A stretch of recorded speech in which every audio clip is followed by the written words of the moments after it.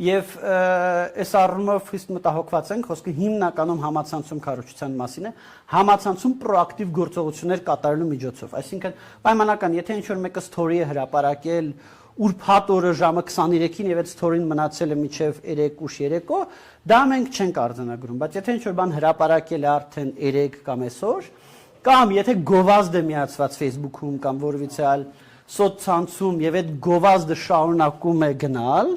քաղաքական գովազդ, հա։ Սրանք մենք համարում ենք խախտումներ եւ սա մենք տեսել ենք, այդ թվում նաեւ տեսել ենք որոշ զանգվածային լրատվության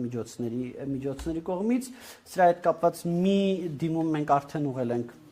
ընտրական հանձնաժողով, որպիսի վարչական իրավախախտումների վերաբերյալ օրենսգրքի 40.1 հոդվածով արդ նախաձեռնեն եւ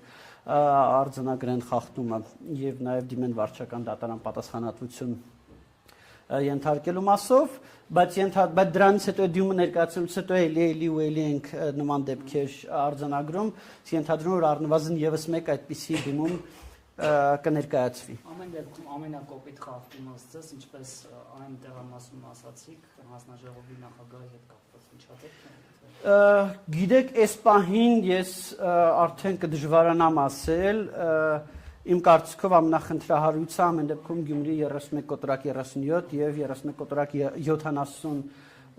տեղամասերն էին, 31/70-ում անընդհատ լարված իրավիճակ է ստեղծվում եւ անընդհատ նույնիսկ մանր հարցերի շուրջ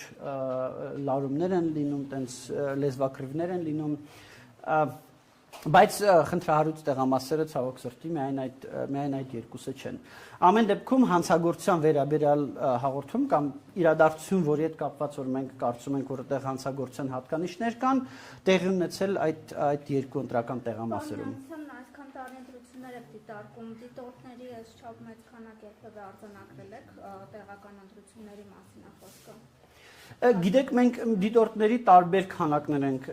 արձանագրել, եղել է ավելի շատ, եղել է ավելի քիչ, բայց այստեղ մենք պետք է հստակ տարանջատենք դիտորդներին եւ կեղծ դիտորդներից, որովհետեւ ամեն մեկը չէ, որ դիտորդի վկայական է կրում, իրեն մենք կարող ենք համարել անաչառ դիտորդ, որովհետեւ անաչառ դիտորդը ենթադրում է, որ ինքը խստագույնս պահում է չեզոքության կանոնները, որ ինչ որ առումով լրատվամիջոցներին համանման, հա, խստագույնս պահպանում է չեզոքության կանոնները, չի աջակցում բացահայտ կամ ծպտյալ